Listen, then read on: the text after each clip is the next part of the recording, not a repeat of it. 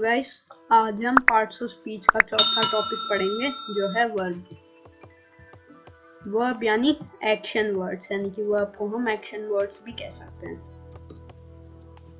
इसकी डेफिनेशन है verb tells us what the subject is doing or the action which the subject is doing, यानी कि वो काम जो सब्जेक्ट कर रहा है, यानी कि वो कोई सा भी काम हो सकता है जो सब्जेक्ट कर रहा है। Example: the boy is laughing. Bharat is crying because of me. So here, laughing is the work done by the boy and crying is the work done by Bharat. So they are verbs. यानी कि आप देख सकते हैं underline में laughing और subject है boy. तो boy क्या काम कर रहा है? हंसने का. boy हंसने का काम कर रहा है, तो laughing एडवर्ब हुआ.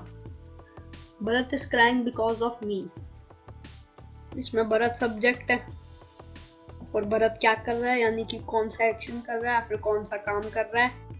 ही इज क्राइंग, तो crying verb. Types of verbs: transitive verb, intransitive verb और हेल्पिंग वर्ब. अब हम तीनों वर्ब्स के बारे में पढ़ते हैं. पहली वर्ब है हमारी transitive verb. A verb which has an object after it is called as transitive verb. यानी कि वो वर्ब जिसके आगे ऑब्जेक्ट हो, और उसके बाद फुल स्टॉप हो, वो ट्रांजिटिव वर्ब है. यानी कि उसके बाद या तो ऑब्जेक्ट हो या फिर कुछ और हो. Example: the boy is making a kite.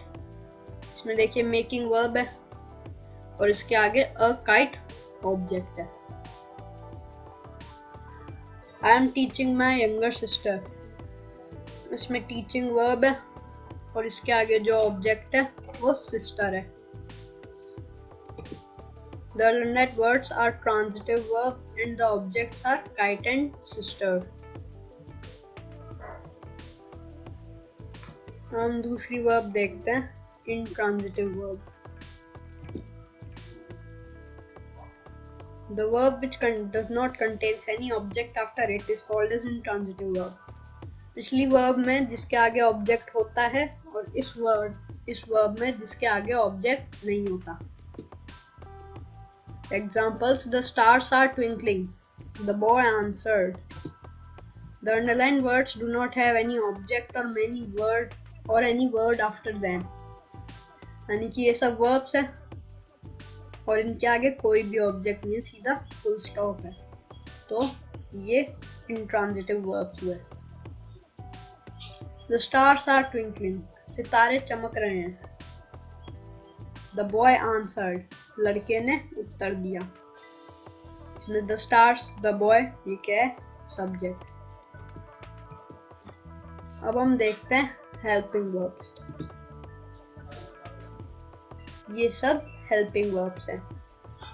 यानी कि आपने सेंटेंस में इन सब शब्दों को देखा होगा. ये सब हेल्पिंग वर्ब्स होते हैं. Do, does, is, are, am, has, have, has been, have been, did, was, were, had been, shall, will, can, may, must, should, would, could, might, ought, shall be, will be, can be, may be, must be, should be, would be, could be, might be, ought be, shall have, will have, can have, may have, must have, should have, would have, could have, might have, ought have, shall have been, will have been, can have been, may have been, must have been, should have been, would have been, could have been, might have been, ought have been. मुझे ये चीज़ें याद है.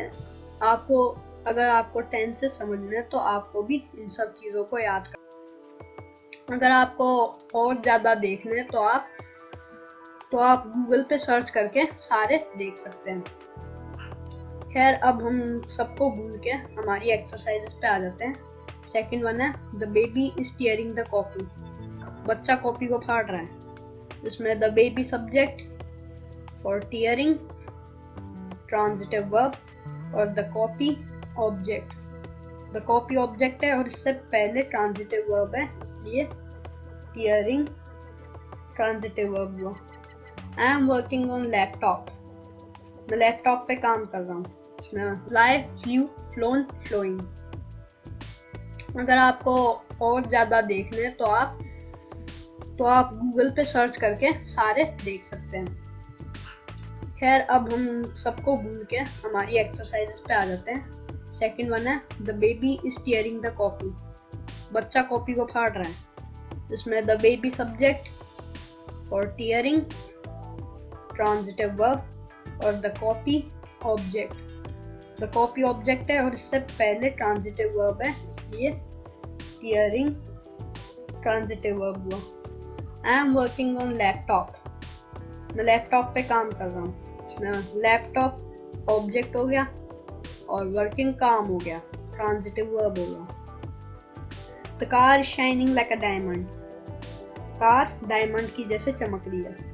तो इसमें diamond object है और shining car का काम है कि वो चमक रही है, तो शाइनिंग ट्रांजिटिव वर्ब है।